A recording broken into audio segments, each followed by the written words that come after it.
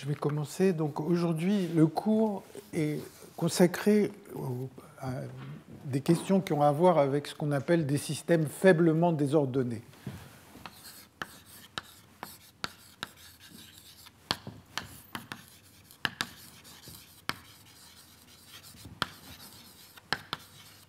Et il y a deux aspects qui vont être discutés. C'est d'une part ce qu'on appelle le critère de Harris, qui date des années 70 et qui a eu beaucoup de développement depuis,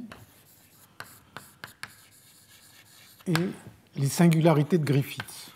Donc je vais vous dire de quoi il s'agit, bien sûr. Et pour commencer, je vais vous dire à quoi on pense quand on parle de systèmes faiblement désordonnés.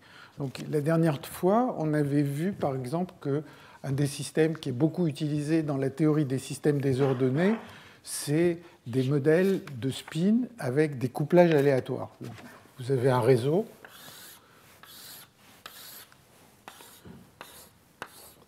Et puis sur chaque réseau, je prends le cas le plus simple, vous avez des spin d'Ising qui valent plus 1 ou moins 1, et vous avez une énergie qui est égale à moins somme de JJ. Peut-être qu'il faut que j'écrive plus bas, parce que ça doit être dans l'ombre. Enfin, donc une énergie qui est égale à moins somme de JJ, SI, SJ. Donc les S, ce sont les spins, ce sont les variables qui se retournent, qui sont dynamiques. JJ sont des variables qui sont gelées. Et quand on veut penser à un système faiblement désordonné, eh bien, on considère que le cas où ces variables gelées ont peu de fluctuations. Donc ça va faire que les JJ vont être de la forme un J plus le même pour tout le monde, plus une petite perturbation. Et on se pose des questions de savoir si cette petite perturbation va changer quelque chose. Un autre cas, c'est le cas de systèmes dilués. Donc ça, c'est un cas avec couplage qui fluctue peu. Un système dilué serait plutôt, c'est un peu ce qu'on a vu la dernière fois aussi, les JJ qui valent un certain J avec NI, NJ, où NI et NJ sont des variables qui valent 0 ou 1 pour dire si le site est occupé ou vide, occupé par un spin magnétique ou vide, c'est-à-dire pas corrélé aux autres. Donc dans ce cas-là, on va avoir un certain nombre de sites occupés. Donc il y a un problème, disons, de percolation qui est sous-jacent, et il va y avoir des variables NI qui valent, par exemple, 0 avec probabilité 1 moins P et 1 avec probabilité P. Et les NI, ici, seront des variables gelées. Donc on va voir ces deux types de cas. Un autre cas qu'on peut considérer serait un système où les couplages, il y a un mélange de différents types de couplages. Par exemple, les JJ valent deux valeurs, JA et JB, avec probabilité P et 1 moins P. Mais bon, dans tous les cas, on est dans des situations où les JJ sont plus grands ou égaux à 0. Et d'une certaine manière, ce qui se passe à très basse température est facile, puisque si on veut minimiser l'énergie de la configuration, il suffit de mettre tous les spins parallèles, et on a un des fondamentaux du système, parfois le seul fondamental ou les deux seuls fondamentaux du système. Dans le cas de la percolation, il peut y avoir un peu plus de dégénérescence, mais d'une certaine manière, la phase de basse température va être relativement simple. Alors, quelles sont les questions auxquelles tente de répondre le critère de Harris et les singularités de Griffith? Bien, dans le critère de Harris, on se pose la question de savoir est-ce que si je mets un petit peu de désordre, par exemple en mettant ces epsilon ij, ou si P est différent de 1, ou bien ici, pareil ici, est-ce que le comportement critique va être le même que dans un système pur, c'est-à-dire où tous les couplages seraient les mêmes? Donc, dans le critère de Harris, on se pose la question du changement d'universalité dû au désordre. Est-ce que le désordre change la classe d'universalité? Donc je vais revenir sur cette question dans une minute.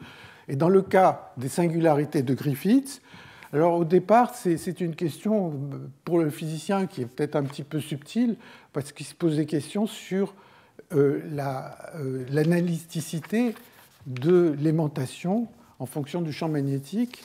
Donc, c'est des questions d'analyticité qui peuvent correspondre, par exemple, au fait qu'une série, au lieu de converger, diverge, mais malgré tout, toutes les dérivées existent. Donc, c'est quelque chose d'assez difficile à voir du point de vue physique, mais comme j'essaierai de vous le montrer, en fait, ça a des conséquences dans la dynamique et ça induit une dynamique lente qui est en principe tout à fait observable. Donc ça sera la deuxième partie de ce que je vais raconter. Donc je vais commencer par parler du critère de Harris.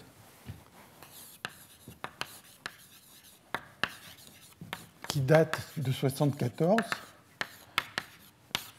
Et je vais essayer de vous dire ce qu'il prédit, et après on va voir comment on peut le comprendre, et je vais vous présenter deux façons de le voir, et il y en a d'autres, plus ou moins rigoureuses selon ce qu'on veut faire.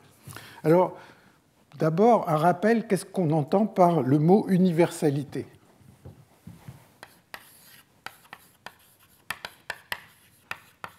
L'universalité, et je commence par ce qu'on est censé savoir. Quand on étudie les systèmes désordonnés, on a toujours en arrière une arrière-pensée qu'on suppose à peu près connu les choses sur le système pur correspondant, où il n'y a pas de désordre. Donc l'universalité des systèmes purs, d'abord, bien, ça a surtout à voir avec ce qu'on appelle les comportements critiques. Par exemple, si vous prenez un morceau de fer et que vous essayez de mesurer son aimantation en fonction de la température, vous allez avoir une courbe de ce genre. Au-dessus d'une certaine température, qu'on appelle souvent la température de Curie, l'aimantation spontanée de l'aimant n'est plus un aimant, et en dessous, il y a une certaine aimantation spontanée. Et le comportement critique a à voir avec la façon dont cette aimantation va s'annuler quand on se rapproche de cette température critique. Donc j'écris M va se comporter comme Tc moins T à la puissance bêta. Donc bêta, c'est un exposant critique, et cet exposant critique est universel.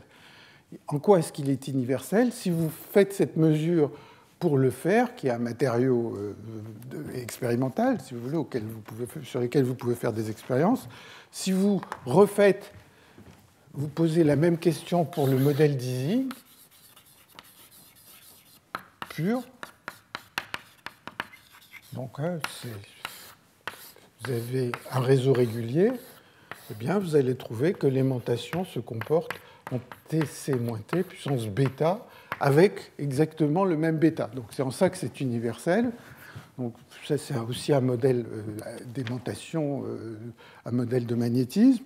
Si vous si vous vous posez des questions à propos de fluides, et pour toute une famille de fluides, c'est-à-dire pas uniquement l'eau, mais si vous prenez du méthane, toutes sortes de fluides, eh bien, si vous essayez de regarder le diagramme des phases d'un fluide,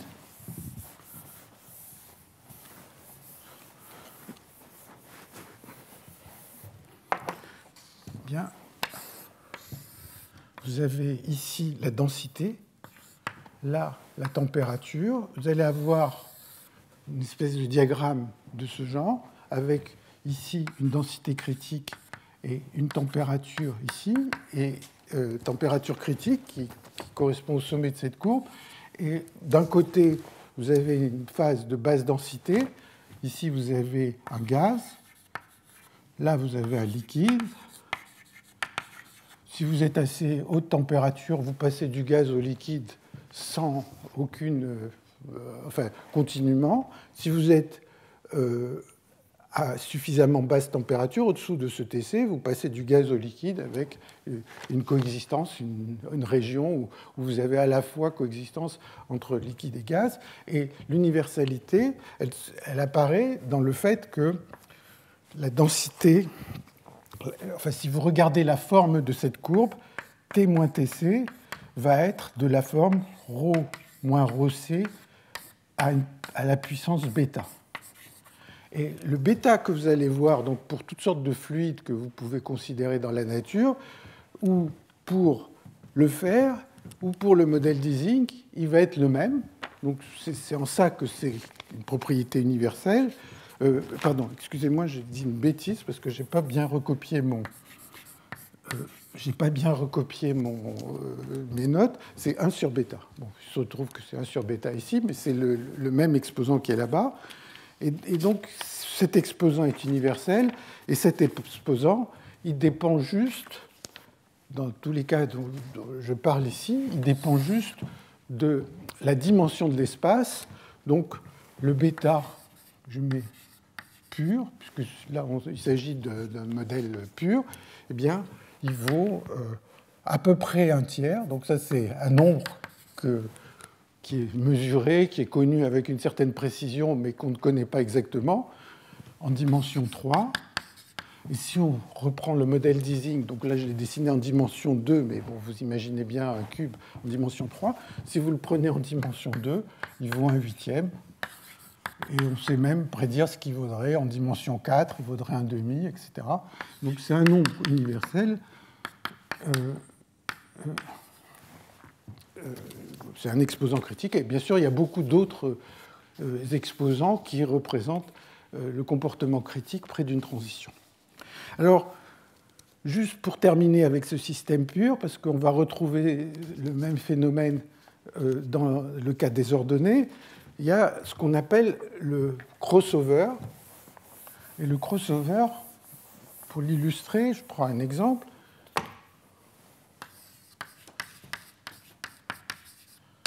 Imaginez que j'ai un système qui, bon, par exemple un fluide, ou bien un modèle d'Ising, si vous êtes un théoricien, que vous considérez dans la géométrie suivante. Très grand dans cette direction, donc je suppose qu'il est infini dans ces deux directions, et d'une taille L dans la troisième direction. Et donc on peut se demander, est-ce que ce système est tridimensionnel ou bidimensionnel?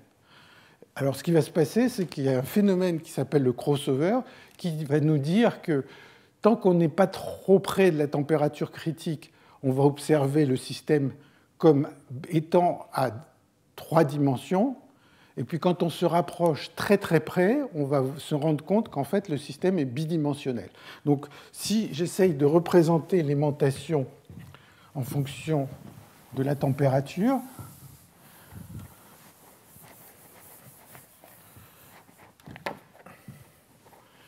l'aimantation, donc ça c'est plutôt une représentation, disons, en log, enfin le log de l'aimantation, puisqu'ici on parle d'exposant critique, donc le log de l'aimantation en fonction du moins log de t moins tc, eh bien, quand vous êtes suffisamment loin de la température critique, déjà près, mais pas trop près, vous allez vous dire le système est à 3 dimensions, donc je vais avoir le bêta à 3 dimensions, qui va être la pente ici. Et puis quand vous allez très très près, vous allez vous rendre compte, en fait, ça serait plutôt comme ça, qu'on observe le bêta à 2 dimensions. À partir d'un certain moment, le système va se rendre compte qu'il est à 2 dimensions. Et quand est-ce qu'il va se rendre compte de ça? Eh bien, intuitivement, c'est assez facile. Vous avez une longueur de corrélation pour un système tridimensionnel qui diverge avec un exposant nu. Donc c'est un nu, je mets un indice 3 parce qu'on est à 3 dimensions. Et ce qui se passe, c'est que quand cette longueur de corrélation va être de l'ordre de grandeur de la largeur de mon système, eh bien, le système va se rendre compte qu'il est bidimensionnel et pas tridimensionnel. Donc ça permet de se faire une idée de où se trouve cet endroit. Et évidemment, plus le système sera large, plus L sera grand, plus la température à laquelle on va observer ce crossover va se rapprocher de la température critique. Donc ça, c'est juste un petit rappel pour les systèmes purs. Maintenant, j'en viens à ce qu'on appelle ce critère de Harris. Donc je vais l'énoncer. Il y a pas mal de généralisations, et on va voir qu'il y a cette question de crossover qui va se produire. Donc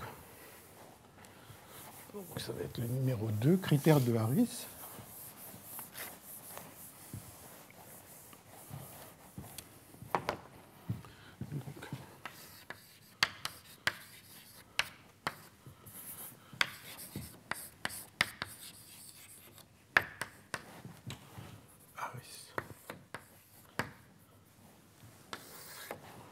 Alors, donc, ce à quoi, enfin, le cas qu'on va avoir en tête, c'est ce dont je vous parlais tout à l'heure, c'est un système qui a certains couplages. Ces couplages valent une certaine valeur, et puis ces couplages fluctuent un petit peu. Il y a un petit peu de désordre, donc le epsilon ij, il est beaucoup plus petit que le j, et on va prendre un cas où le epsilon ij a une moyenne 0. Bon, parfois, enfin, si vous faites vraiment le calcul, parfois il vaut mieux prendre que les fluctuations d'une certaine fonction assez simple, par exemple tangente hyperbolique de jij, à des fluctuations de moyenne nulle. Ça, c'est purement un aspect technique, mais qui n'a pas une grande importance. Alors, qu'est-ce que dit le critère de Harris? Il dit, si alpha du système pur, alpha c'est l'exposant de la chaleur spécifique, je vais dire dans un instant ce que ça veut dire, si alpha du système pur est positif, ou bien ce qui est équivalent, donc je vais expliquer tout ça, c'est que l'exposant nu de la longueur de corrélation est plus petit que d sur 2 sur d, pardon, eh bien, ce qui va se passer, c'est que le désordre va être, alors, en anglais on dit relevant, en français on dirait pertinent, donc je vais utiliser le mot relevant. Et ce que ça veut dire que même si vous mettez un tout petit peu de désordre, eh bien, le comportement critique va être changé. Et après, ça ne vous dit pas ce qui va devenir, ça vous dit simplement le comportement critique du système pur. Une faible dose de désordre va le changer. Ce qui veut dire, si vous pensez en termes de cette histoire de crossover, c'est que, bon, si vous avez très très peu de désordre, peut-être que le moment où vous allez voir le comportement critique changer va être très très près de la température critique. Donc ça veut dire que vous pouvez quand même faire des expériences, même s'il y a un petit peu d'impureté, et voir les comportements du système pur, hein, tant que vous ne vous approchez pas trop trop près de la température critique. Si alpha pur est négatif, ce qui revient à dire que le nu pur est plus grand que 2 sur d, alors le désordre est irrelevant. Ça veut dire que si on rajoute très peu d'impuretés, le comportement critique va être le même. Alors c'est pour ça que j'utilise le mot relevant et irrelevant plutôt que pertinent et impertinent, qui a un sens un peu différent en français. Et si alpha pur égale 0, j'en dirai un mot tout à l'heure, eh bien c'est un cas marginal. Et le critère de Harris, d'une certaine manière, ne permet pas de conclure, mais il faut aller un peu plus loin. Par exemple, il faut utiliser des méthodes de renormalisation ou d'autres approches pour pouvoir décider de savoir si un tout petit peu de désordre va modifier complètement le comportement critique ou le laisser inchangé. Donc je donnerai des exemples là-dessus. Alors, donc, ce critère de Harris, il fait appel à des quantités qui sont alpha, l'exposant de la chaleur spécifique, et nu, enfin, ou nu, qui est l'exposant de la longueur de corrélation. Donc, l'exposant de la chaleur spécifique, ça veut dire que la chaleur spécifique se comporte, alors je mets singulier, ça comporte comme t moins tc puissance moins alpha. Donc, par exemple, si alpha est positif, c'est une chaleur spécifique qui diverge. Et si alpha est négatif, ben, la partie singulière tend vers 0, mais ça n'empêche pas qu'il y a peut-être des termes réguliers à côté. Donc, alors, ça, c'est la façon dont on définit la chaleur spécifique. Je vais en reparler un tout petit peu dans un instant. Ou bien l'exposant nu, c'est la longueur de corrélation du système se comporte comme t moins tc puissance moins nu. Ici, hein, dans tous les cas, les seuls exposants qui sont importants, ce sont les exposants du système pur. Alors, en fait, ces deux conditions, hein, là, ça serait nu pur égal, ces deux conditions sont les mêmes parce qu'il existe une relation connue dans la théorie des phénomènes critiques qui s'appelle la relation d'hyperscaling pour les systèmes purs, qui est que alpha, que alpha c'est égal à 2 moins d nu. Alors, peut-être, je ne sais pas si tout le monde est familier avec cette notion de chaleur spécifique. Bon, la longueur de corrélation, c'est simplement de dire un système, essentiellement, quand il a une certaine longueur de corrélation, au-delà de cette longueur de corrélation, ou plutôt au-delà de 10 ou 20 fois cette longueur de corrélation, il y a une espèce de décroissance exponentielle avec cette longueur caractéristique. Donc des régions qui sont à des distances plus grandes ne se voient pas, ne sont pas corrélées. Donc ça, c'est la longueur de corrélation.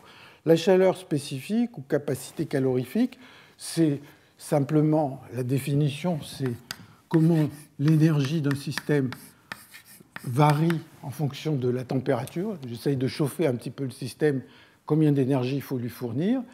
Et la façon dont cet exposant apparaît, elle apparaît dans le cadre, par exemple, de l'énergie libre. Donc, si vous essayez de calculer la fonction de partition d'un système très grand, eh bien, log de la fonction de partition, donc c'est l'énergie libre à une constante près, c'est moins F sur T, enfin, j'ai mis constante de Boltzmann égale à 1, eh bien, ce que veut dire qu'il y a cette forme singulière, ça veut dire que si je suis près de la température critique, ben, l'énergie libre va se développer A0 plus A1 T moins TC plus A2 T moins TC carré, etc. Donc il y a un petit développement de l'énergie libre, comme ça, en série de Taylor. Et puis qu'à un certain moment, selon la valeur de alpha, eh bien, ce développement va s'arrêter et au lieu d'avoir que des termes réguliers, il va apparaître quelque chose, je mets A plus ou moins, T moins TC, puissance 2 moins alpha. Donc vous avez un développement, puis ce développement, si alpha par exemple est égal à 1,5, ben, il va y avoir A0 plus A1, et puis avant d'arriver au terme A2, je vais tomber sur un terme singulier qui est là. Alors, j'ai mis plus ou moins parce qu'il y a en principe une amplitude quand on est au-dessus de la température critique. J'ai mis A+, par exemple, et puis A- de l'autre côté. Et donc, quand vous vous intéressez à l'énergie, l'énergie, c'est une dérivée première de l'énergie libre.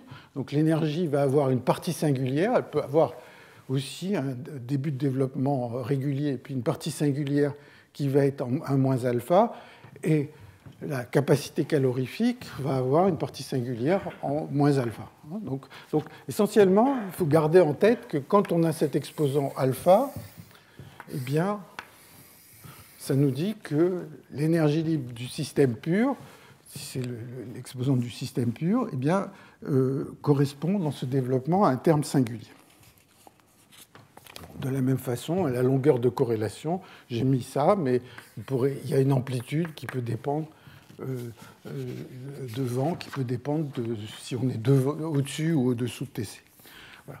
Donc ça, c'est un peu ce que prédit le critère de Harris. Et encore une fois, même si le désordre est relevant, ça change le comportement critique, mais si le désordre est très très faible, eh bien, on s'attend à ce qu'il y ait un crossover, c'est-à-dire que pendant un certain temps, quand on se rapproche de TC, on n'est pas du tout sensible au désordre, et s'il est relevant, à une certaine température de crossover, on va avoir un comportement modifié dû au désordre.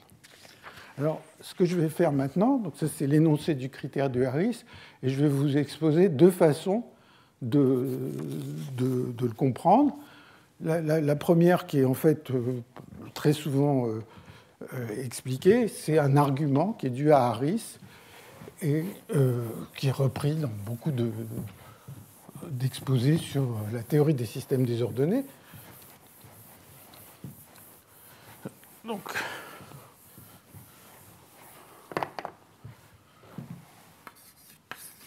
argument de Harris.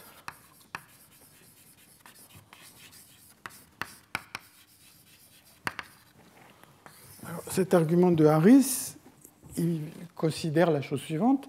Il considère un très grand système. Je suis toujours dans le cadre où les couplages valent J plus un petit nombre epsilon ij, petit. Et on considère un grand système et on se dit, si on est à une température, donc je vais prendre un certain axe de température, ici, j'ai la température critique, disons, du système pur, et je me place à une certaine température T proche de cette température du système pur. Alors, si je suis à une certaine distance de cette température du système pur, je me place à cette température T, et bien, il va y avoir une longueur de corrélation pour mon système pur, comme on l'a vu, qui diverge en T moins Tc puissance moins nu. Donc ça, c'est la définition de l'exposant nu d'un système pur. Donc, plus je me rapproche du système pur, plus je me rapproche de cette température critique du système pur, plus la distance sur laquelle le système est corrélé devient grande. Bon, je me place à une certaine température ici, et comme je le disais, des points qui sont plus éloignés que la distance cette distance de longueur de corrélation, essentiellement ne se voit pas. Hein. Cette distance, ou 10 fois cette distance, ou 100 fois cette distance, puisque essentiellement, on s'attend à ce que les choses décroissent exponentiellement avec cette distance. Donc si on est à 100 fois cette distance, les régions ne se voient pas. Et donc l'idée de Harris, c'est de couper mon système sur des régions qui ont la taille de cette longueur de corrélation, de 10 fois cette longueur de corrélation. Donc je découpe mon système, et essentiellement, ce que je peux dire, c'est que chacune de ces régions, finalement, ignore ce qui se passe dans les régions à côté. C'est des choses qui sont assez indépendantes, puisque les corrélations sont très faibles. Alors, ce qu'il dit, c'est, prenons une de ces régions, donc je vais avoir ma région numéro 1, 2, 3, etc., n. Bon, plus je me rapproche de TC, moins il y aura de ces régions, puisqu'elles seront de plus en plus grandes. Mais plaçons-nous à une température T qui a une certaine distance de ces TC pur. Et maintenant, regardons une de ces régions. Alors, dans cette région, il y a des couplages, comme j'ai dit, qui valent JJ, J plus epsilon IJ. Donc, ces couplages, dans une certaine région, ils vont être en moyenne, dans certaines régions, un petit peu plus forts que la moyenne, ou un petit peu plus faible que la moyenne. Donc le couplage moyenné dans un bloc, juste si je prends ce bloc, il ne va pas être exactement sa moyenne empirique, si vous voulez, c'est-à-dire la somme de tous les couplages à l'intérieur de ce bloc, ne va pas être J. Il va être J plus ou moins quelque chose qui fluctue. Si je suis au premier bloc, je vais avoir quelque chose. Et donc si je prends un surnombre de liens dans un bloc multiplié par la somme des couplages à l'intérieur du bloc, eh bien, ça va être J.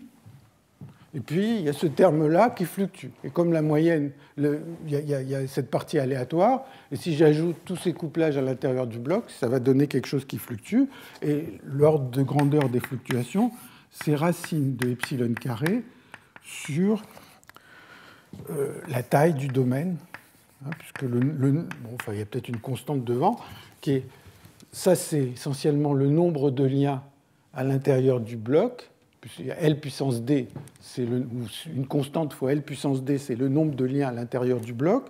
Donc ça, c'est simplement un théorème central limite. C'est de me dire que la somme d'une quantité aléatoire, la somme des epsilon j, eh bien, ça va être typiquement de l'ordre de racine de epsilon 2 divisé par le nombre de termes dans cette somme.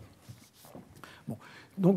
Donc ça, c'est vraiment la clé de cette histoire du critère de Harris. Et comme la taille des blocs, c'est essentiellement cette taille des blocs ici, petit l, c'est la longueur de corrélation, ou 100 fois la longueur de corrélation, comme vous voulez, eh bien ceci, ça va être J plus ou moins une constante racine de epsilon carré. Et je remplace L par la longueur de corrélation. La longueur de corrélation, elle est ici. Et ça donne T moins Tc puissance nu D sur 2. Bon. Donc voilà où on en est. Si je regarde la somme des couplages dans un bloc, eh bien ça va valoir, enfin la moyenne des couplages dans un bloc, ça vaut J. Et puis dans certains blocs, c'est un petit peu plus fort, dans d'autres blocs, c'est un petit peu plus faible. Et la façon dont ça fluctue d'un bloc à l'autre, c'est T moins Tc puissance nu d sur 2. Bon, alors maintenant, quand on fait tous ces calculs de fonctions de partition en physique statistique, en fait, partout, on ne considère que l'énergie divisée par la température. Donc la seule chose qui compte, c'est les JJ divisés par la température. Chaque chose toute seule importe peu, il n'y a que ce rapport qui va intervenir dans les calculs. Donc, puisqu'il n'y a que ce rapport qui intervient, eh bien, tout ça me dit qu'un bloc qui aura des couplages un petit peu plus forts que J, il va avoir une température, sa température où il aimerait s'orienter, s'ordonner, est un peu plus haute que la température du système pur. Si les couplages sont un peu plus forts, il faut chauffer un peu plus.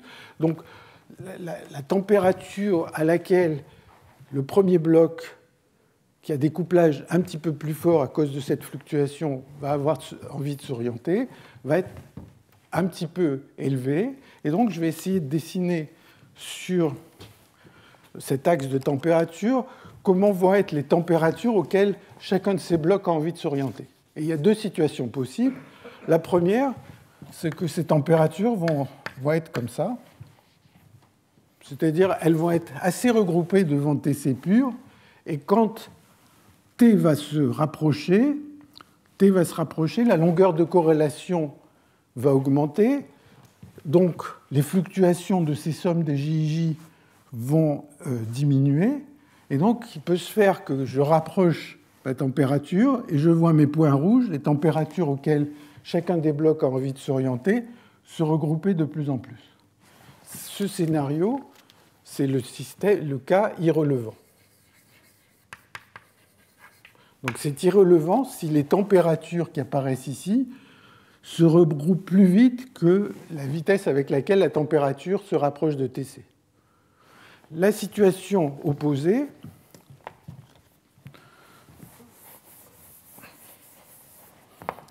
c'est cette situation-là. Vous avez Tc, vous êtes à une certaine température que vous choisissez, proche de Tc, et maintenant vous regardez à quelle température chacun des blocs a envie de s'orienter, et vous trouvez quelque chose comme ça. C'est-à-dire les températures qui fluctuent de bloc à bloc sont beaucoup plus grandes que la distance entre T moins Tc. Donc, ce qui veut dire que vous êtes à cette température, et certains blocs sont déjà ordonnés, d'autres blocs sont encore dans la phase désordonnée, donc vous avez une espèce de mélange où le système ne ressemble plus du tout au système pur. Et plus vous vous rapprochez de Tc, plus cette situation empire. Donc ça, c'est l'argument. C'est un argument, bien sûr, ce n'est pas une preuve mathématique, mais c'est un argument qui est dû à Harris. Alors maintenant, une fois que j'ai dit ça, eh bien, le calcul est essentiellement terminé, puisque vous vous posez la question, est-ce que cette fluctuation de couplage, qui est essentiellement le même ordre de grandeur que la fluctuation de ces températures critiques, puisqu'il n'y a que ce rapport qui importe, eh bien, vous posez la question de savoir est-ce que T moins Tc puissance nu d, est-ce que c'est beaucoup plus grand que T moins Tc? Ça, c'est relevant. Ça me dit que les fluctuations de température, on est dans le cas qui est ici, les fluctuations de température critique sont beaucoup plus grandes que la distance à laquelle je me trouve. Donc il y a des régions qui sont désordonnées, d'autres qui sont ordonnées. Et puis le cas contraire, c'est irrelevant. Et puis comme j'ai oublié le 2, voilà, les fluctuations de température critique, elles sont données par T moins Tc puissance nu d sur 2. Hein, ici, il y avait nu d sur 2. Donc, et bon, si vous essayez de traduire ça comme une inégalité sur nu d, vous arrivez à ce qui est écrit ici. C'est-à-dire si nu d sur 2 est plus petit que 1, ben, le nombre qui est là est beaucoup plus grand que l'autre, hein, puisqu'on s'intéresse à la situation où T tend vers Tc.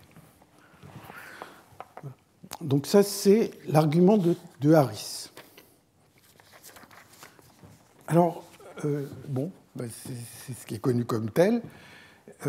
Alors bien évidemment, il y a différentes généralisations dont je vais parler dans un moment, mais maintenant, ce que je voudrais vous présenter, c'est une autre façon qui est peut-être un peu moins argumentaire, mais qui est toujours pas des mathématiques d'acier, si vous voulez, mais qui est une façon un peu naturelle d'aborder le problème, où on va voir également apparaître ce critère de Harris. Donc c'est un calcul perturbatif.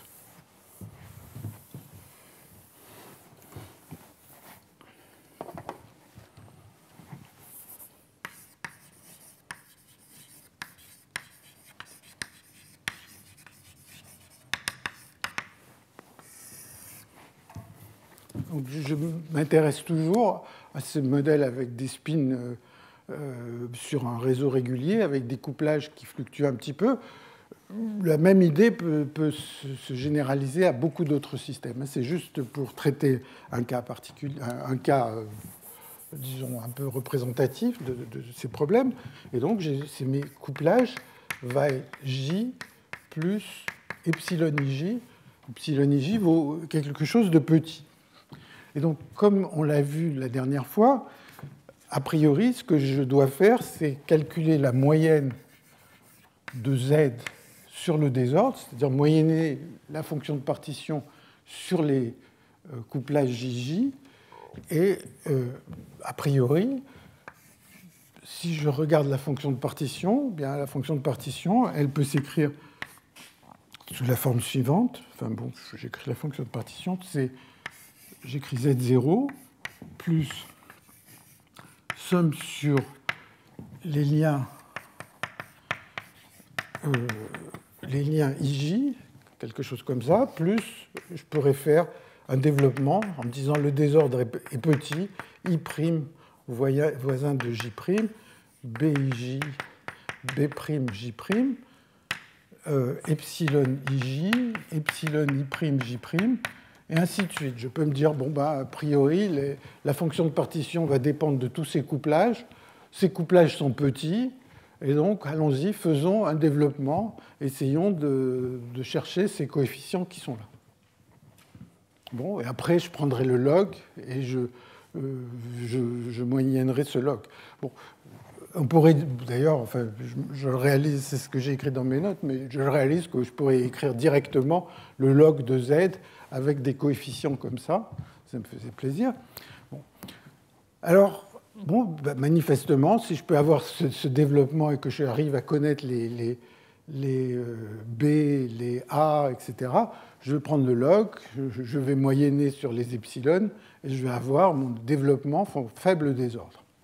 Alors, il y a une petite chose qu'on peut remarquer, c'est que, et qui est bien utile, c'est que tous ces paramètres qui sont là, en fait, ce sont des propriétés du système pur. C'est-à-dire que je n'ai rien besoin de savoir sur le système désordonné, c'est des coefficients du système pur. Par exemple, le A. Le A, c'est le plus facile. Bon, imaginez qu'au lieu de mettre des couplages qui sont tous différents, je les mets tous égaux. Donc je mets JJ égale J plus epsilon. Epsilon indépendant de IJ. À ce moment-là, je suis encore avec un système pur. J'ai juste augmenté un peu les liens du système. Donc si tous les epsilon J sont égaux, eh bien, au premier ordre, je vais avoir ici un coefficient, mais c'est un coefficient du système pur. Et si vous considérez un système, par exemple, ce qu'aiment bien faire les théoriciens, c'est-à-dire avec des conditions périodiques dans toutes les directions, pour des raisons de symétrie, tous les AIJ sont les mêmes. Donc ce AIJ, c'est une propriété du système pur et que je peux calculer directement, facilement. Et donc je vais vous dire ce qu'il vaut. C'est juste comment l'énergie libre va augmenter si je changeais tous les liens de epsilon, mais tous égaux, au lieu de les mettre de manière aléatoire. Donc le AIJ, il vaut 1 sur le nombre de liens, d de log Z0 sur dj, ou bien, bon, si vous préférez raisonner en termes de l'énergie, 1 sur le nombre de liens, E0 sur T divisé par JT. Bon, donc ça, c'est l'énergie du système en moyenne, mais c'est juste un développement comme ça. Bon. Et donc, si je fais ce que je souhaitais faire, c'est-à-dire de prendre l'énergie libre, le log de z, le développer en epsilon et de moyenner après, eh bien, je peux le faire. Et comme j'arrive j'ai des informations assez précises sur ces AIJ, eh bien, je vais pouvoir avoir les moyennes qui m'intéressent. Alors, je saute quelques lignes de calcul qui sont un peu embêtantes à faire parce que si on fait vraiment attention, il y a des B qui interviennent quand je vais aller au deuxième ordre, etc. Bon, c'est pas très compliqué, mais ça demande un tout petit peu d'attention, mais c'est pas très compliqué. Eh bien, on arrive à la chose suivante. On arrive à ce que la moyenne de l'énergie libre, c'est égal à log de Z0. Donc Z0, c'est le système pur. Bon, il n'y a même pas besoin de moyenner, puisque c'est le système pur. Et puis, il y a moins epsilon carré, donc il y a peut-être sur 2, enfin, bon, il y a moins E0 carré, ou il y a peut-être plus, bon, peu importe s'il y a un plus ou un moins, et nombre de liens sur T carré. Alors, ça vient vraiment de ce terme AIJ carré, quand je vais prendre le log, il va y avoir un terme linéaire qui donne, en epsilon qui donne 0 parce que epsilon IJ vaut 0, la moyenne vaut 0.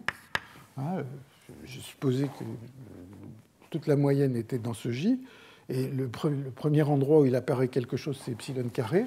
Donc vous tombez sur une énergie libre où apparaît les AIJ au carré, et puis il y a des termes linéaires en A0, je sais pas, C1, E0, plus C0.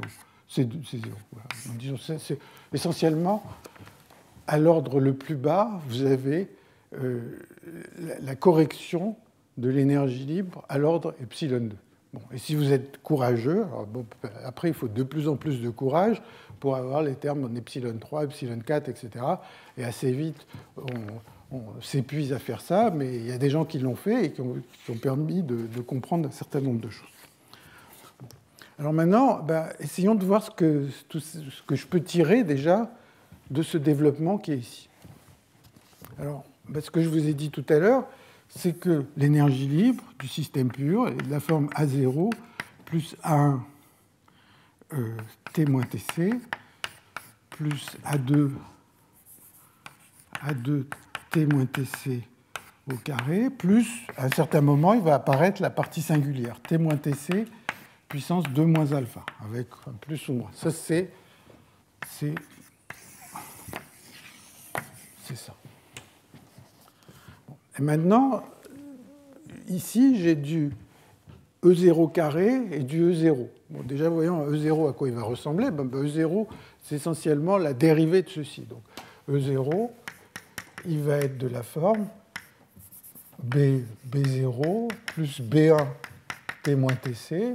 Et puis, comme c'est la dérivée, il va s'arrêter quelque part à B, si vous voulez, T moins TC puissance 1 moins alpha. Puisque j'ai dérivé le log. Donc, quand je vais regarder tous ces termes-là, il va y avoir des choses régulières que je ne vais pas forcément écrire, des B0, des B0 carré, tout ce qu'on veut. Et puis, je regarde les termes singuliers. Donc ici, j'ai E0 carré. Alors, E0 carré, quand je vais prendre le carré de cette chose, je vais avoir des choses en T moins TC puissance 2 moins 2 alpha. Et puis, je vais avoir aussi, quand je vais prendre le carré, par exemple B0B, je vais avoir des termes en T moins T0, TC, puissance 1 moins alpha. C'est les termes les plus singuliers que je vais rencontrer. Il y aura le carré de celui-là. Bon, après, il pourrait y avoir encore d'autres termes plus singuliers, enfin, moins singuliers, mais d'autres termes singuliers aussi. Mais je regarde ce qui va dominer. Donc, j'ai T moins TC puissance 2 moins alpha et T moins TC puissance moins alpha, et tout ça multiplié par epsilon carré. Pardon, je devrais mettre une barre là-dessus. Pardon. C'est la barre sur le désordre. Bon, alors, voyons où on en est. J'imagine que j'ai fait ce développement. Je dis que, premier ordre, dans le désordre, c'est ce qui arrive. Là, dans le terme dominant, il y a le terme le plus singulier. Et maintenant, la première correction, elle me fait apparaître des choses comme ça. Alors déjà, je me dis, oulala, c'est embêtant parce que quand T va devenir proche de TC, ce terme qui est singulier là va être beaucoup plus grand que le terme qui est ici. Mais ça, c'est pas très grave. Alors, ça, c'est la cuisine un peu des physiciens. C'est pas très grave parce que ce terme qui est là, je pourrais l'interpréter comme une façon de modifier la température critique. Si je disais ma température critique, elle est quelque chose comme ça, epsilon carré fois une constante, je ne sais pas, k, puissance 2 moins alpha. Si je disais ma température critique due au désordre, elle est de cette forme, vous voyez que si je développe en puissance de epsilon carré, ça va me faire apparaître des termes en 1 moins alpha. Donc ça, bon, c'est le terme le plus singulier, mais d'une certaine manière, on peut le ravaler. Alors, si vous voulez l'avaler dans la température critique et le faire de manière un peu plus propre, vous utilisez de la renormalisation, mais en gros, c'est ce qui se passe. Donc, en gros, ce terme le plus singulier, d'une certaine manière, vous pouvez vous en débarrasser en disant que ça a modifié, ça a un peu déplacé la température critique. Et puis, ensuite, il vous reste celui-là. Et maintenant, donc, une fois que vous avez fait ça, vous dites log, je vais l'écrire, vous dites que log de z, bon, il y a des termes réguliers,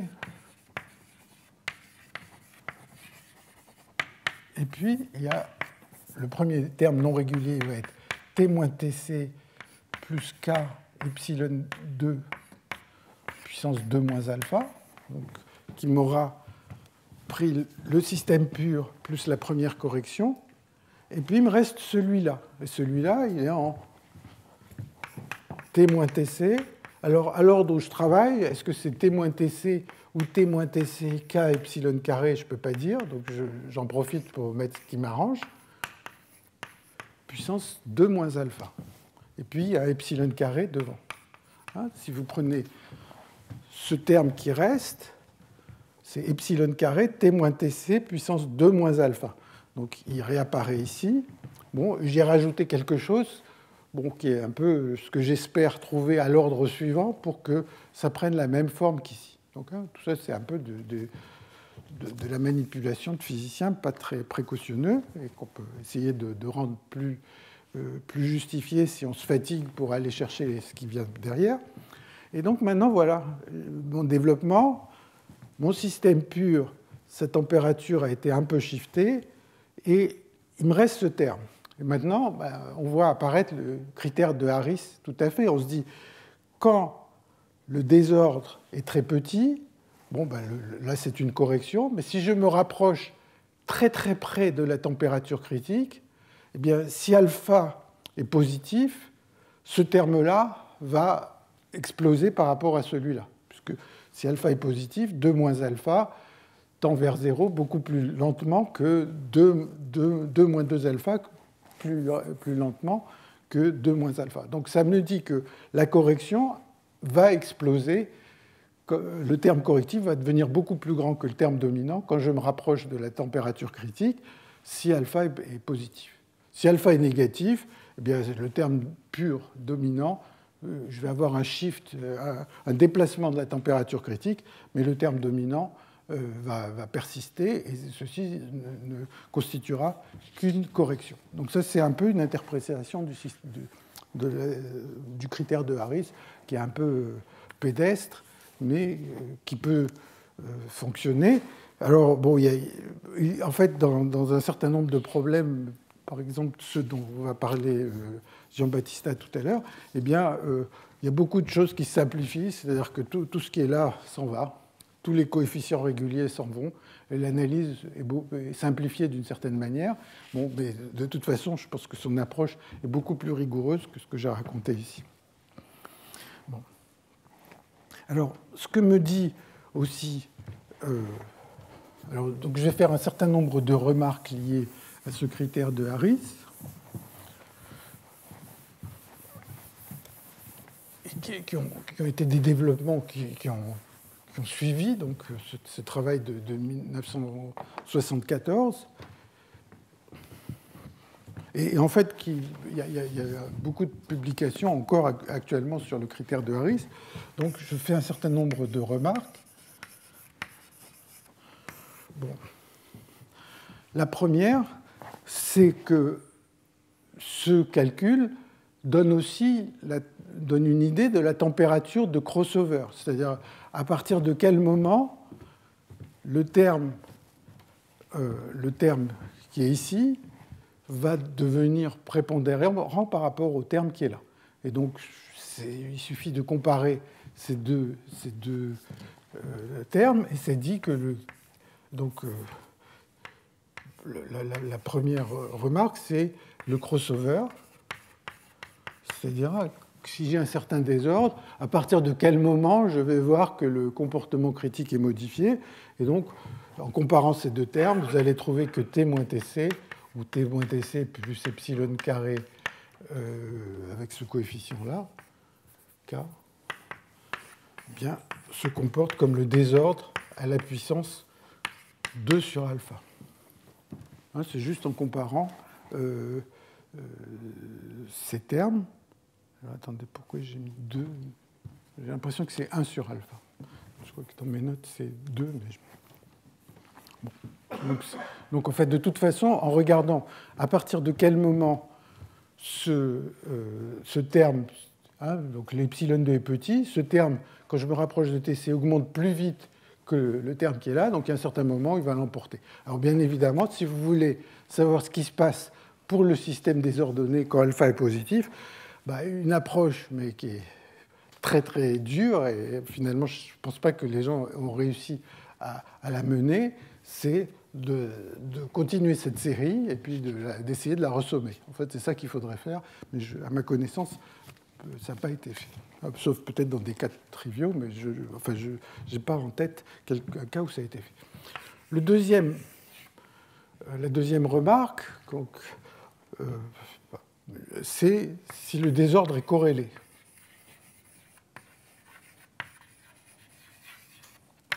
Donc, dans l'argument de Harris dont il était question au début, on a dit que chaque bloc a une température de transition qui fluctue un peu vers le haut ou vers le bas.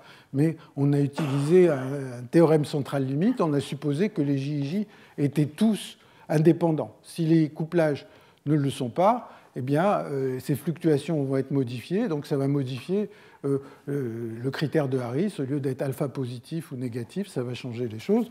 Alors, il y a un article de notre orateur de la semaine dernière qui est de Jean-Marc Luc, qui date de 1993, où il analyse, il regarde des cas où les couplages ont des corrélations en fonction de la distance, où ils sont quasi périodiques, enfin pas mal de cas.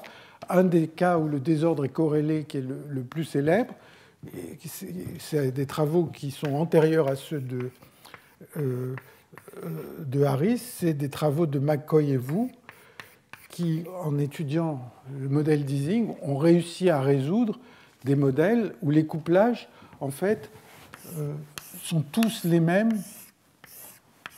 qui datent de 68 à peu près, où tous les couplages sont les mêmes dans des colonnes. Donc, au lieu d'avoir des couplages indépendants, tous les couplages d'une colonne, des liens horizontaux, des liens verticaux ou horizontaux sont les mêmes. Donc, il y a juste un désordre de type unidimensionnel. Alors bon, un peu tiré par les cheveux. Si on s'intéresse au modèle d'Ising, on se dit pourquoi les couplages seraient comme ça. Mais en fait, bon, pour ceux qui sont un peu familiers avec ces questions, en fait, le modèle d'Ising en D dimensions est équivalent à un modèle quantique en dimension moins 1, c'est-à-dire en dimension D pour le système classique, c'est pareil, enfin, ça peut se transformer en un modèle quantique en dimension D-1. Et donc, d'avoir des couplages qui sont fixés, donc en fait, ce qui se passe, c'est qu'il y a une direction, deux directions du modèle d'Ising, par exemple bidimensionnel, qui devient la direction temporelle du système quantique. Et donc, d'avoir des couplages qui ne varient pas au cours du temps pour un système quantique, c'est tout à fait légitime. Bon, donc ça, c'est une petite remarque là-dessus. Alors, je dis quelques mots sur le modèle, sur le cas marginal. Donc le cas marginal, en fait, ce que je raconte là, le critère de Harris ne permet pas de conclure ce qui se passe dans le cas marginal, c'est-à-dire quand alpha vaut 0. Et à ma connaissance, il y a un certain nombre de résultats, mais un des plus célèbres, c'est un qui est dû aux deux frères Dodsenko, qui datent des années 80, qui ont pris le cas du modèle d'Ising à 2 dimensions.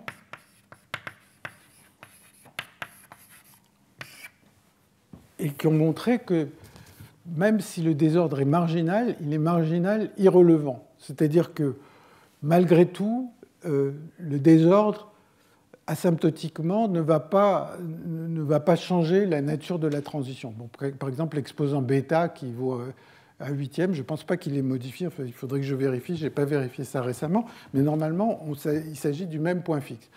Néanmoins, quand on a un cas marginal, par exemple, si vous faites de la théorie des champs en dimension 4 pour le modèle d'Ising ou des choses comme ça, souvent il y a des corrections logarithmiques. Et alors, un des résultats de Dodsenko et Dodsenko qui date des années 80, c'est de dire que pour le système du Ising, le comportement critique de la chaleur spécifique est logarithmique, donc ça c'est pour le système pur, et que pour le système désordonné, eh bien, c'est avec du désordre, c'est log de log de t moins tc. Donc, ils ont montré, par des arguments essentiellement de théorie des champs et de renormalisation, que, enfin, si je me souviens bien, qu'on aboutit à des corrections logarithmiques, c'est-à-dire c'est pas vrai, au niveau du log, c'est pas exactement la même chose, et on peut montrer que de manière générale, eh bien, si vous avez alpha égale 0, eh bien, vous risquez d'avoir des corrections qui peuvent être logarithmiques, qui peuvent être différentes de celles que vous auriez pour le système pur. Donc ça, c'est un cas de désordre de marginal irrelevant, donc ça ne change pas grand-chose. Et il y a des cas où le désordre est relevant, auquel cas le problème est plus subtil, et un des cas sur lesquels pas mal de gens ont travaillé, c'est ce cas de la dénaturation de la molécule d'ADN, peut-être Jean-Baptiste va parler un peu tout à l'heure. C'est donc cas marginal relevant. Et donc, vous savez que les molécules d'ADN sont formées de deux brins qui sont liés entre eux, et puis ces brins s'ouvrent pour, par exemple, être recopiés, ou dans certaines conditions physiques, ces deux brins s'ouvrent.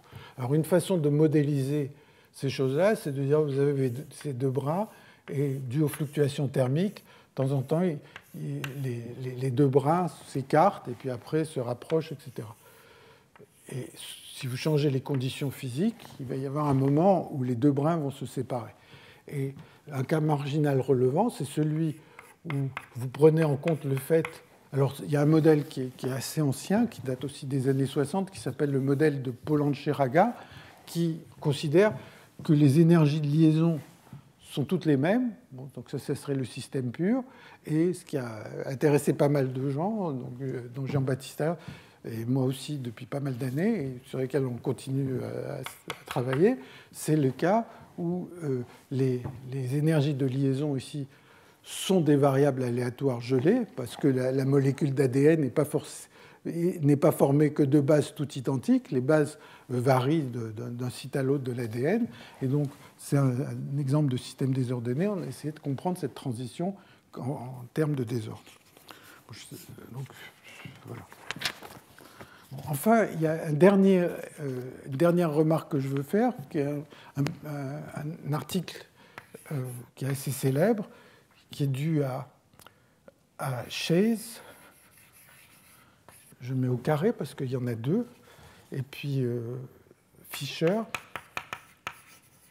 et Spencer, qui datent de 1986.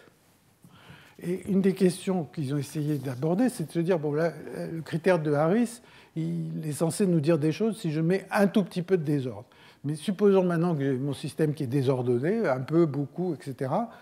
Et ils ont montré que, en général, pour un système désordonné, le nu est toujours plus grand ou égal à 2 sur D. Donc, quand vous avez du désordre, le nu est de cette forme. C'est se poser la question. Maintenant, si j'ai du désordre, on pourrait se dire, si à ce système désordonné, je lui rajoute encore un petit peu de désordre, est-ce que c'est relevant ou irrelevant? Et donc ça aurait tendance à dire, non, s'il est déjà désordonné, un tout petit peu de désordre en plus ne va rien changer, ce qui est un peu naturel. Alors en fait, je vous encourage beaucoup à regarder cet article qui est assez simple, à mon sens, qui est intéressant. La dérivation est assez simple. Et puis, c'est des mathématiques, je crois, tout à fait rigoureuses. Le point, c'est que ça repose sur une définition probabiliste de l'exposant nu. C'est-à-dire, ils définissent une certaine longueur. Bon, je ne vais pas rentrer dans ces détails, mais la longueur, c'est une espèce de longueur associée à l'ensemble des échantillons. Plutôt que de dire je prends un échantillon typique, ça a à voir avec la probabilité qu'il arrive quelque chose dans un certain échantillon. Bon, je pensais éventuellement le traiter, mais j'ai trouvé que c'était un peu trop long, et donc j'ai pensé qu'il y avait d'autres aspects qui valaient peut-être la peine d'être discutés à la place de ça. Mais je vous encourage beaucoup de regarder cet article. Et aussi d'assister, bien sûr, au séminaire de Giambattista. Bon, donc ça, c'est le critère de Harris. Maintenant, j'en viens aux singularités de Griffiths.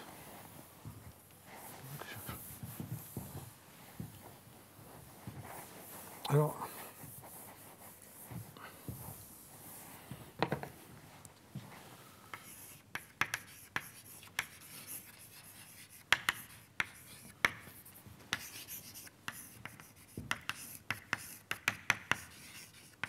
donc ça doit dater des années, je ne sais pas, 67, 68, comme ça.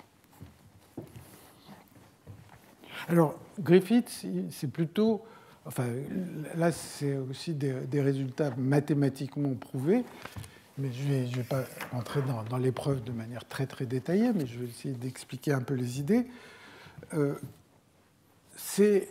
En principe, ça s'adresse à des modèles dilués. Donc, typiquement, ce qu'on a en tête, c'est que vous avez un réseau, que certains sites, par exemple, enfin c'est un désordre de sites, là, mais on peut prendre un désordre de liens, certains sites sont occupés, ni égale 1 ou 0, avec probabilité P et A moins P. Donc ça, c'est le désordre gelé. Et puis, vous avez une énergie qui est donnée par moins somme des J, N, I, J. Donc, pour interagir, il faut que les deux sites voisins soient occupés, S, I et J. Vous avez une énergie comme ça, vous voulez faire la physique statistique, donc a priori, vous avez une fonction de partition qui va dépendre des variables gelées, en sommant sur les poids de toutes les configurations des spins, et puis après, vous prenez le log, etc. Bon, alors, à quoi on s'attend pour ce système? Bien, si vous variez ce P, eh bien, si P vaut 1, c'est-à-dire si tous les sites sont présents, c'est le système pur, donc il va y avoir une certaine température de transition si vous êtes à basse température, le système va être ordonné. Vous augmentez la température, il y a une température de transition. Et puis, si vous avez moins de spin, manifestement, si votre P est suffisamment petit, la température de transition va être 0 parce que il y a cette transition de percolation, donc en fonction de P. Si vous changez P, au début, P petit, il n'y a que des amas tout petits qui sont là, il n'y a pas un amas infini. À une certaine valeur de la densité PC, qui dépend du réseau, eh bien, vous allez commencer à avoir des amas infinis. Et puis, quand vous allez augmenter encore P, vous allez avoir essentiellement un système où tous les sites sont à peu près reliés, avec quelques trous, quelques petites îles isolées ici ou là. Mais essentiellement, vous allez avoir un système où les choses sont connectées sur des très grandes distances. Et ce à quoi on s'attend, c'est que la température de transition va varier comme ça. Et plus on va se rapprocher de ce seuil de percolation, plus la température va baisser. Alors en fait, il y a par exemple un article des mêmes personnes dont je parlais tout à l'heure, enfin pas des mêmes, des deux chaises de Eisenman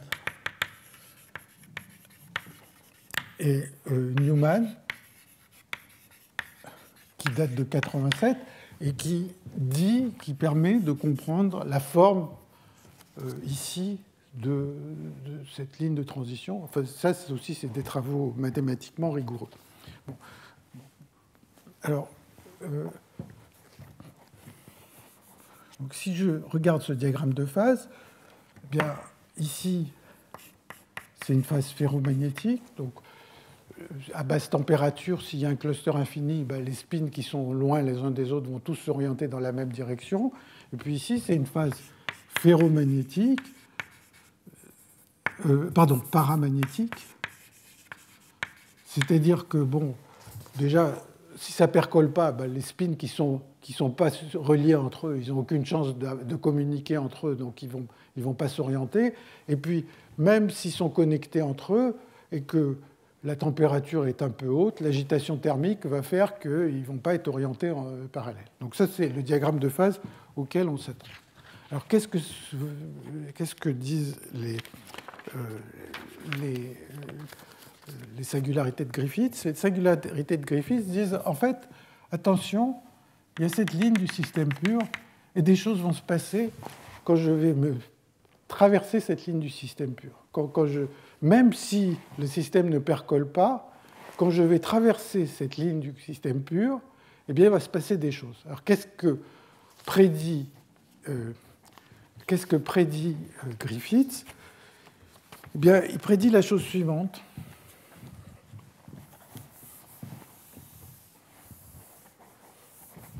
Donc, là, j'ai un TC du système pur. Et cette courbe, c'est un TC qui dépend de la concentration. Donc, j'ai des sites, certains sont occupés, d'autres vides. Ça pourrait être la concentration de liens, ou ça pourrait être la concentration de sites occupés. Donc, ce que dit Griffith, je vais essayer de faire sentir, c'est la chose suivante. Ici, j'ai la température critique. Et pour un système pur, ce qui se passe, c'est que l'aimantation, en fonction... Pardon, excusez-moi. C'est que ça, c'est le plan H, le champ magnétique, température. Donc j'ai mon système, moins somme de JJ, SI, et puis j'ai un champ magnétique, somme des SI. Donc je suis dans ce plan, et d'abord je dis qu'est-ce qui se passe pour le système pur. Et ça, c'est connu, je vais essayer de dire quelques mots là-dessus. C'est connu en particulier à partir du théorème de Li et Yang, dont je vais parler dans un instant. Donc en fait, ce qu'on sait sur un système pur, c'est que l'aimantation comme fonction de H et de T, du point de vue mathématique, elle est une fonction analytique de H et de T, mais de H en particulier, ici je parle de H, dans toute cette région. Il y a juste le long de cette ligne, ici, où quand j'arrive de ce côté-là, je vais trouver moins l'aimantation spontanée à la température T, et quand j'arrive de ce côté-là, j'ai plus l'aimantation spontanée à la température T. Donc l'aimantation varie dans ce plan H et T, mais quand j'arrive ici, il y a une discontinuité. Voilà ce que dit ce qu'on sait depuis le théorème de Lie et Yang qui date de 1952, sur lequel je vais revenir parce que l'idée de Griffiths, elle repose entièrement sur ce théorème de Lie et Yang. Alors, ce que dit Griffiths, c'est la chose suivante. C'est maintenant, ça c'est l'image pour le système pur. Il dit la chose suivante, c'est pour le système désordonné, il va y avoir une TC de P qui dépend de la concentration, et l'aimantation va être discontinue ici. Pareil. M étoile de T moins M étoile de T, il va y avoir une aimantation discontinue parce que bon, si j'ai mis un tout petit champ et puis que je relâche ce champ, bah, je vais avoir l'aimantation spontanée vers le haut, sinon vers le bas. Mais ce qu'il dit, c'est qu'il y a aussi un bout de ligne là qui va jusqu'à TC du système pur. Et là, M n'est pas analytique. Donc peut-être que M tend vers 0 quand je me rapproche de cette ligne, mais M en fonction de H n'est pas analytique. M n'est pas analytique, n'est pas une fonction analytique de H quand je passe cette ligne. Bon, alors on peut se dire, physiquement, ça n'a pas beaucoup d'importance. Alors d'abord, je vais essayer d'expliquer ça, d'où ça vient, et après, je vais essayer de vous montrer que, bon, malgré tout, dans toute cette région, il y a une dynamique lente. C'est-à-dire qu'il y a des choses mesurables et que le système relaxe lentement vers son équilibre. Alors pour ça, j'ai besoin de revenir sur ce fameux théorème de Lie et Yang, qui date de 1952. Enfin, Lie et Yang ont eu le prix Nobel pour tout à fait de la physique des particules. En fait, en physique statistique, ils sont restés célèbres à cause de ce théorème de Lie et Yang.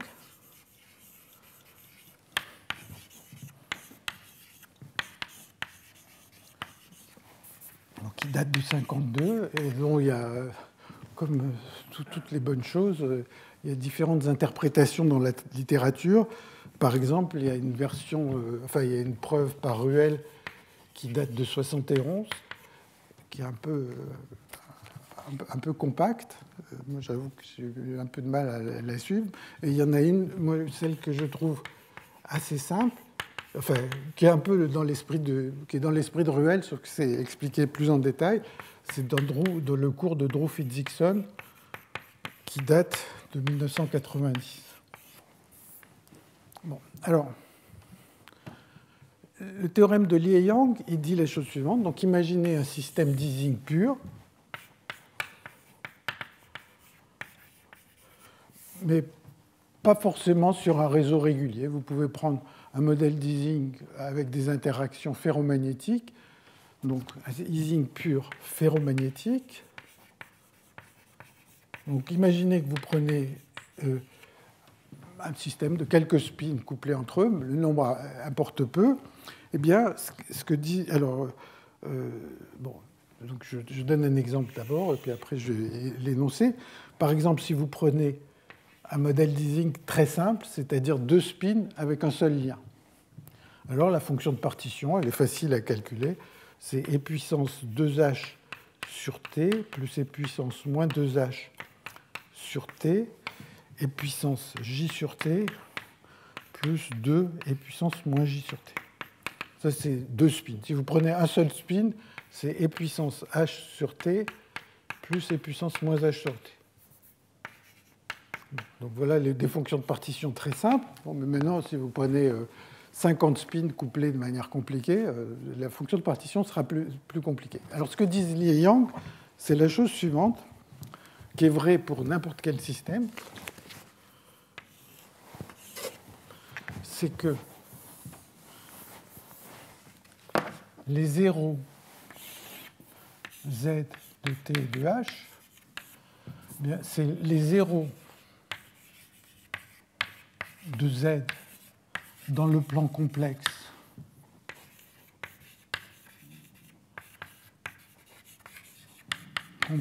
de H sont tous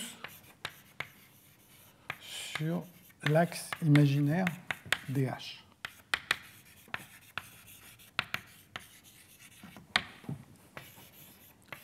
Ça veut dire que je suis à une température T fixée, quelconque, et maintenant, je regarde mon Z qui dépend de H, je veux dire, bon, quand est-ce qu'il s'annule? Et il s'annule.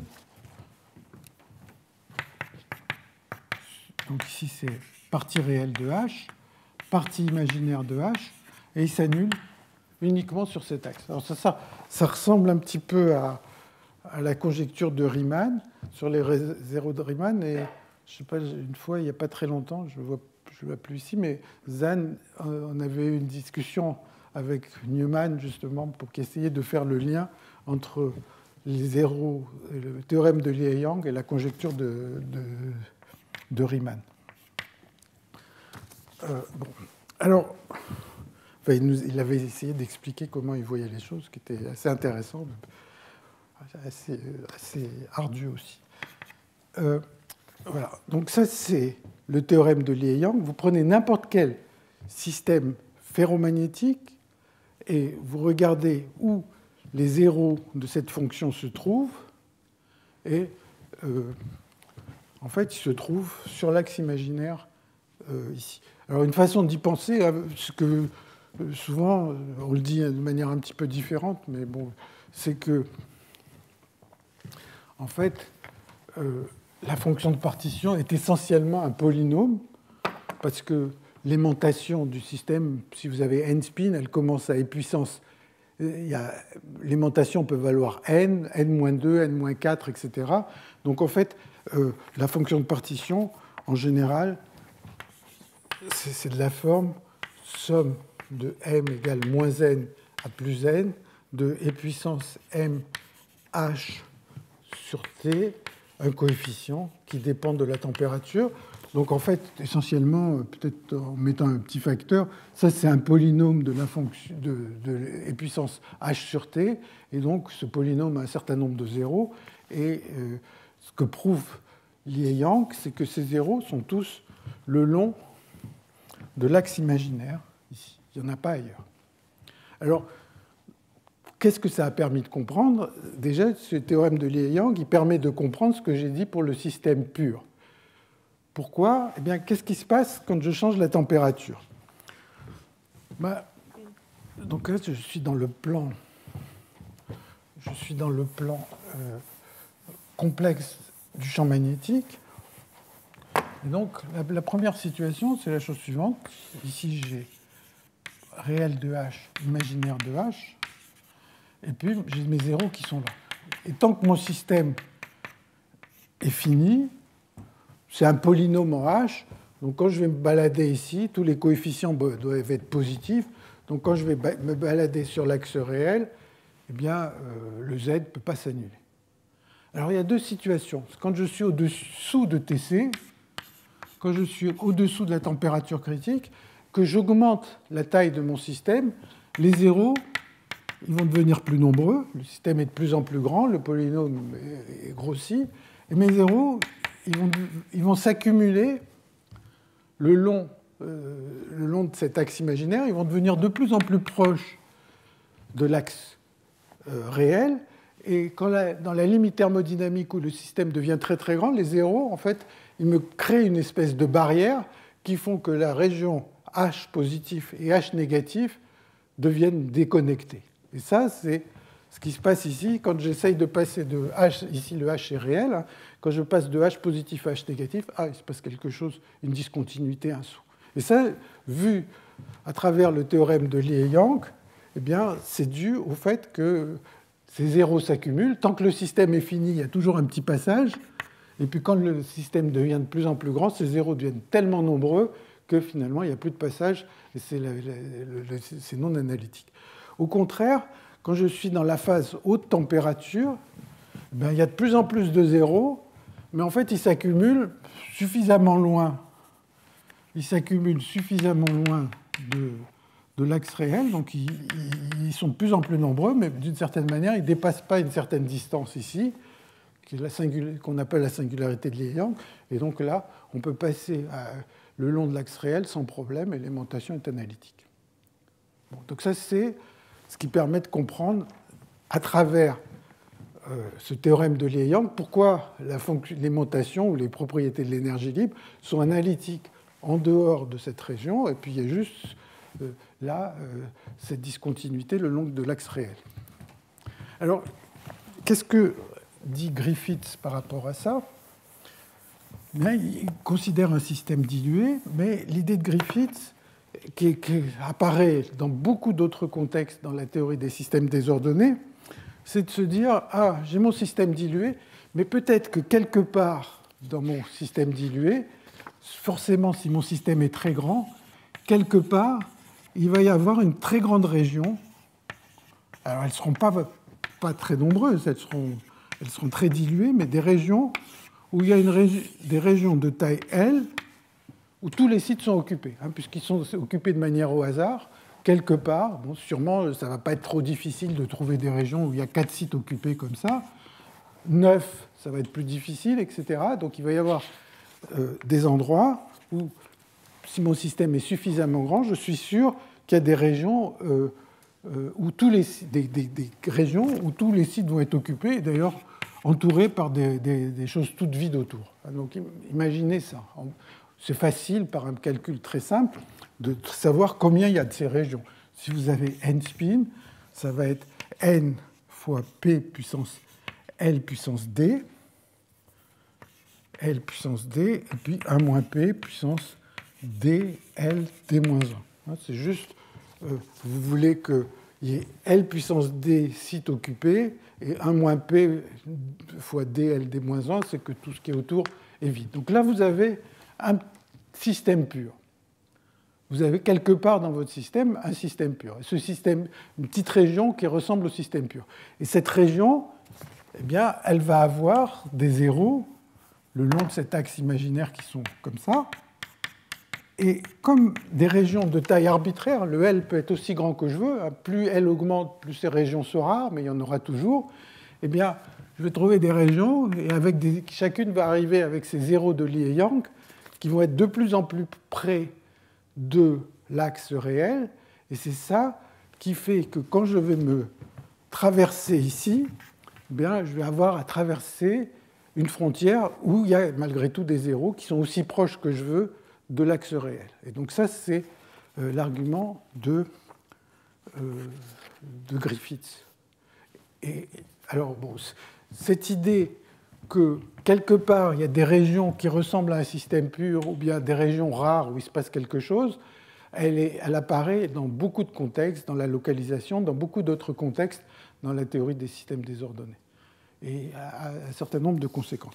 Alors maintenant, la nature, j'avoue que je ne saurais pas vous dire, bien que j'imagine qu'il y a dû y avoir pas mal de travaux sur cette question.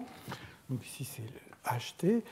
Sur la nature de la non-analyticité qu'il y a ici. Est-ce que c'est simplement que la série en H diverge, mais que toutes les dérivées sont finies? Ou bien est-ce que... Je suis à peu près sûr que ces choses-là ont été traitées dans la littérature. Ou est-ce qu'il y a un nombre fini de dérivées qui sont non finies, et puis qu'il y a un comportement loi de puissance? Je pense que c'est plutôt une question de séries divergentes. Alors tout ça, on peut se dire, après tout, si toutes les dérivées existent, à quoi bon se préoccuper de ces singularités de Griffiths?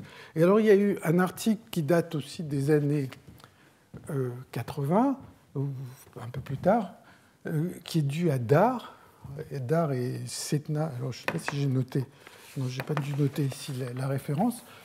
Enfin, certainement, je crois que c'est Dar, qui est un Indien, Setna, et puis, je crois que c'est Randeria, ou un nom comme ça. Bon, je ne vais pas le noter. Et al. Bon. Et eux, ils sont arrivés à la conclusion qu'effectivement, il y a ces singularités de Griffiths, mais que ça a des conséquences sur la dynamique. Et donc, ce à quoi ce qu'ils ont prédit, c'est la chose suivante. Je reprends ce diagramme. Ici, j'ai la concentration, ici, j'ai la température. Et donc, on avait ici la température du système pur, et il y a une ligne qui est comme ça. Et donc, ce que dit Griffith, c'est que dès qu'on traverse la température critique du système pur, eh bien, il y a ces non-analysticités en champ.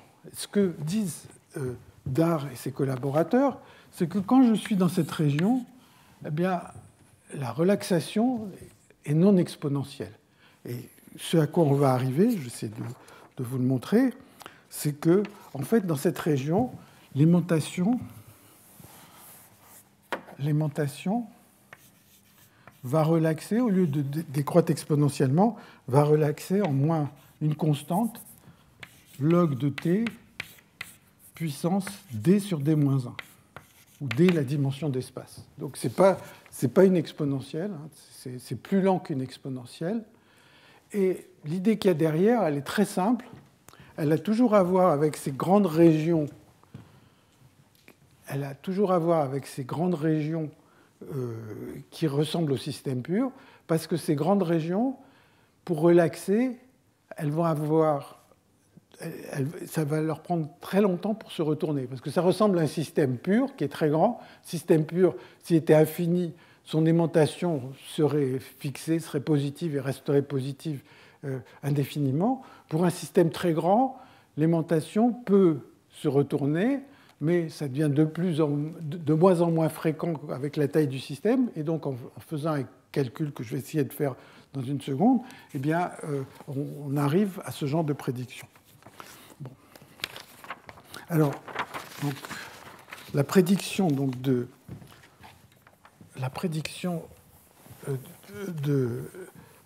ces gens-là, c'est que dans cette région, c'est ce que j'ai dit, l'aimantation va décroître comme ça. Alors, déjà, qu'est-ce qui se passe pour un système pur ?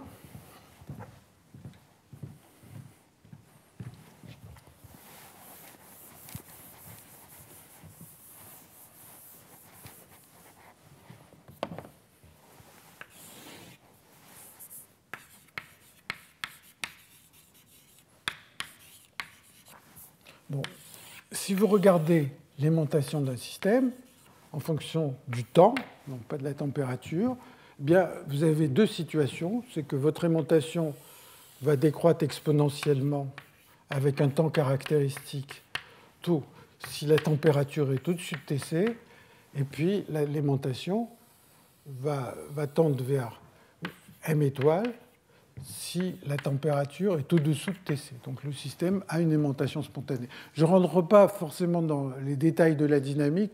Ce que j'ai en tête, c'est une dynamique de type Glauber, c'est-à-dire qu'on retourne un spin à la fois avec une dynamique qui respecte le bilan détaillé.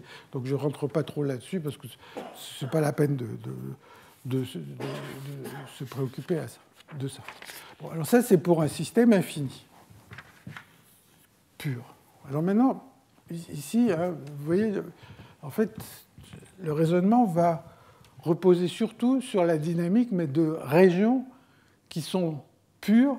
Et donc, je voudrais dire à quoi va ressembler la dynamique d'un système grand, mais pur.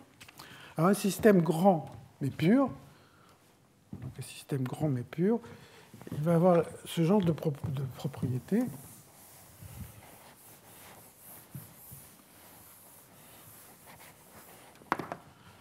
L'aimantation en fonction du temps d'un système qui est grand mais pur, elle va ressembler beaucoup au système infini, relaxé comme ici. Mais en fait, le système est grand mais pas infini, donc de temps en temps, par fluctuation thermique, il va passer à moins m étoile. Et puis, un peu plus tard, il va remonter, plus m étoile. De temps en temps, il va se basculer. S'il est tout petit, on est à basse température, par exemple. S'il est tout petit, on s'imagine bien que les spins ont envie d'être parallèles entre eux, donc ils ont une certaine aimantation spontanée, mais les fluctuations thermiques, ils vont le renverser de temps en temps. Et plus il est grand, plus le temps à attendre pour voir ce renversement va être grand. Et maintenant, on peut se demander combien il est grand, quel est le temps caractéristique ici.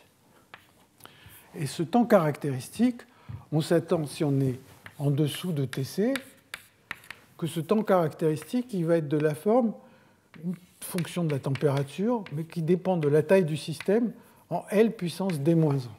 C'est-à-dire, si vous prenez un système et que vous attendez qu'il se retourne, eh bien, ça va être L puissance D-1, et ce L puissance D-1, il est assez facile à comprendre. C'est d'imaginer qu'est-ce qui se passe quand on est en train de se retourner. On est en train de se retourner, vous avez un système qui est essentiellement tout plus, et puis il va passer à tout moins. Et comment il va faire ça? Il va passer par un état intermédiaire où il y aura d'un côté du plus et d'un côté de moins. Bon, il y aura une région plus et une région moins. À un moment, il va bien falloir que... Et la probabilité d'observer ces régions, eh bien, si on est à très basse température, il va falloir payer l'énergie de cette interface. Si on est un peu plus haute température, il va y avoir aussi des effets d'entropie. Enfin, ce sigma, c'est ce qu'on appelle la tension de surface.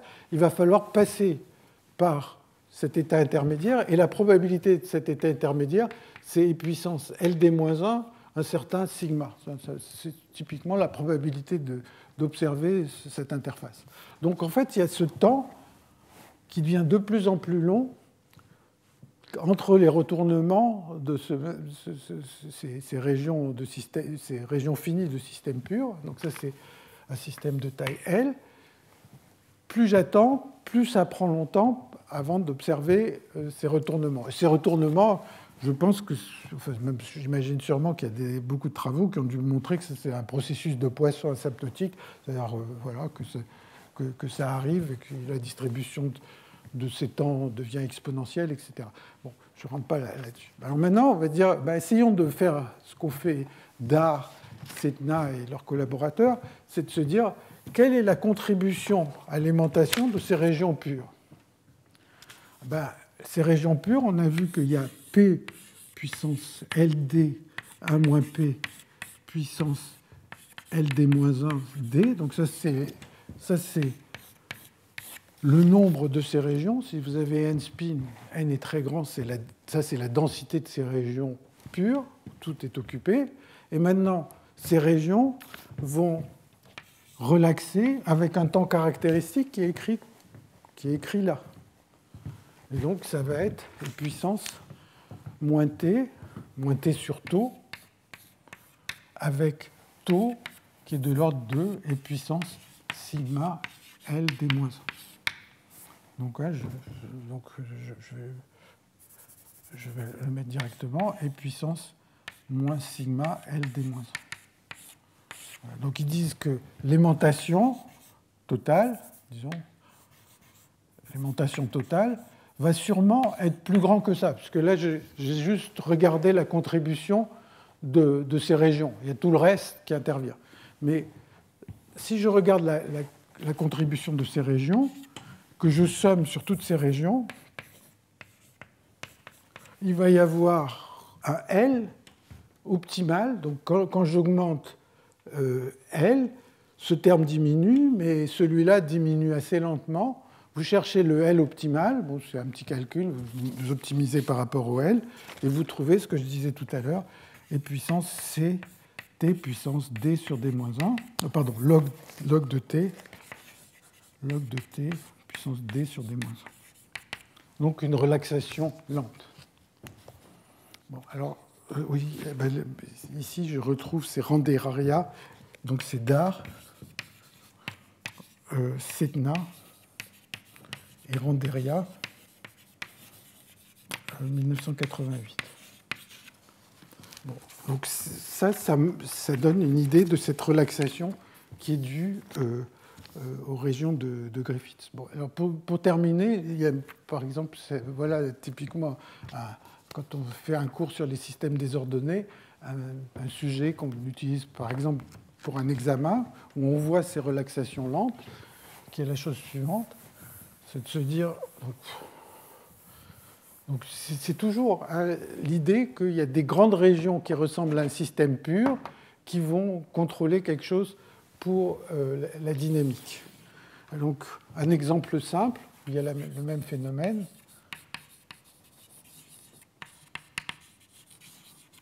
Si vous imaginez un système unidimensionnel et vous mettez une certaine concentration de pièges, ρ, concentration de pièges. Donc les pièges sont mis par un processus de Poisson. Vous mettez une certaine densité de points, mais sans aucune corrélation. Et maintenant, vous mettez un marcheur au hasard, je sais pas, et vous posez la question, quelle est la probabilité que ce marcheur survive, c'est-à-dire ne soit pas tombé dans aucun piège, ou bien vous mettez beaucoup de marcheurs et vous vous posez la question, au cours du temps, quelle est la densité de marcheurs qui restent, qui ne sont pas tombés dans ces pièges. Alors, ça c'est un calcul qui peut se faire exactement, et vous trouvez que le nombre de marcheurs, c'est égal au nombre de marcheurs que vous aviez initialement, intégrale de 0 et puissance moins ρ de x, ρ dx. Moi, j'écris la formule. Intégrale de 0 à l'infini de ρ de... Bon, j'écris directement la dernière formule, c'est la chose suivante. C'est intégrale de 0 à l'infini de e puissance moins ρs, ρ de s. Enfin, c'est un calcul assez élémentaire. Et c'est somme de n égale 0 à l'infini de 8 sur pi carré, je suis désolé, pour e puissance moins 2n plus 1 au carré, pi carré t sur S2. Voilà, dernière formule que j'écris aujourd'hui. Et ça, c'est simplement, le calcul repose exactement sur la même idée que tout à l'heure, c'est-à-dire que vous allez dire, je prends mon marcheur, il va se retrouver dans une certaine région. Le S qui est là, c'est essentiellement la région dans laquelle il se trouve. Et manifestement, de temps en temps, il va y avoir des grandes régions où il n'y aura pas de piège. On peut calculer la densité de ces régions où il n'y a pas de piège. Et le marcheur, il va mettre beaucoup plus de temps à être absorbé dans une région où il n'y a pas de piège. Et ça, pour les temps longs, ça se comporte en puissance t puissance moins 1 tiers. Donc on trouve à nouveau une décroissance lente qui est due à ces grandes régions, qui est un peu le cousin de cette décroissance lente dont je vous ai parlé à l'instant. Bon, je vous remercie.